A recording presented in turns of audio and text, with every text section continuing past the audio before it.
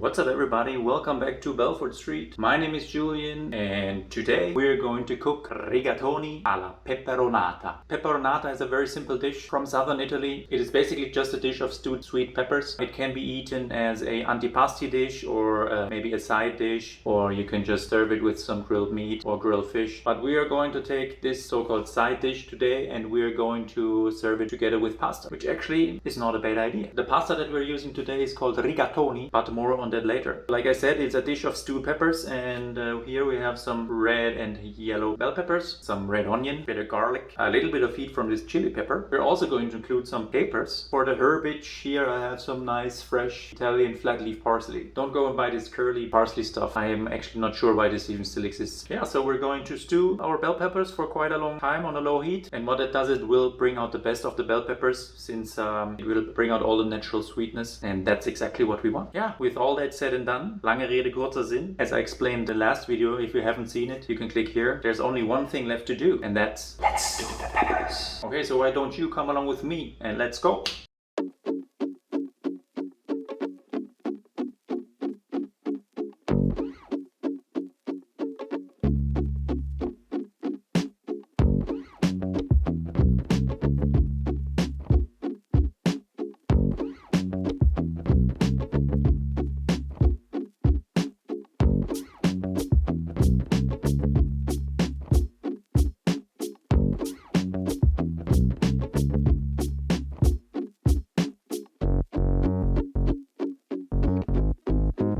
First up, we are going to get our peppers ready. For that, we are going to remove the stalk as well as the white membrane and the seeds on the inside. Then, slice the peppers in strips and cut each of the strips in about 3 smaller pieces in order to roughly match the length and shape of our pasta that we are using. Put the peppers in a bowl and set aside. Next, cut a red onion in half, save one of the halves for another time and peel the remaining half before cutting it into strips that are about the same size as our peppers we just prepped. When done, put the onion in a bowl and set aside. The chili that I want to put in the dish, I'm just going to make a cut down the middle without separating it at the top, so we can easily remove it from the sauce later on when it has done its job. For the garlic, I am just gonna take 2 cloves, peel them, mince them finely and put aside for now. When it comes to this Italian flat leaf parsley, you can not only use the leaves on the top but also the stalks at the bottom. They have a lot of flavor and are really good for eating. The stalks we will saute with the other vegetables and the leaves go in at the very end.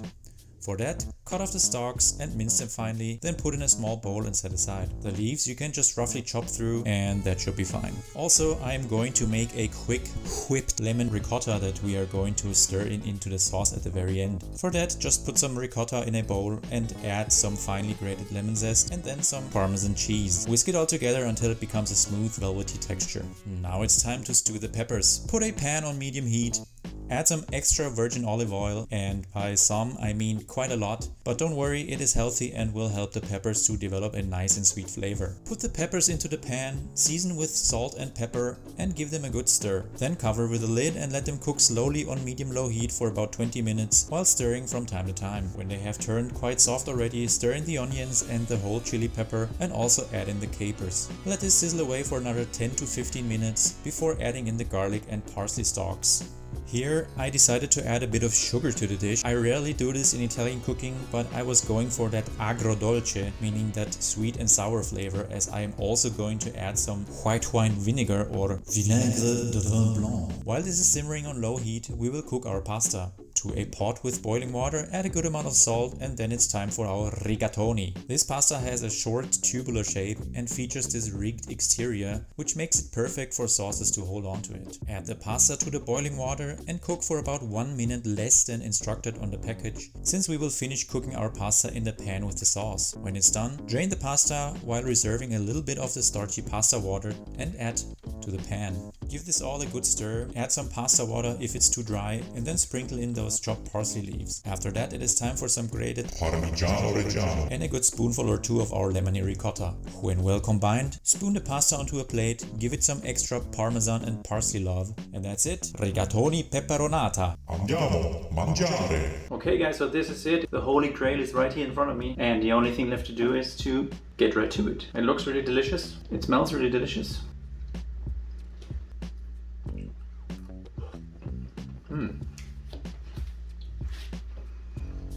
Really nice flavor. Immediately you can get the sweetness of the peppers, the freshness of the parsley, the creaminess from the lemon ricotta, just a hint of spice from the chili, and a little bit, in Italian it's called agrodolce, which means something like sweet and sour. Yeah, really nice dish. It is vegetarian also. Really simple ingredients, big bold flavors.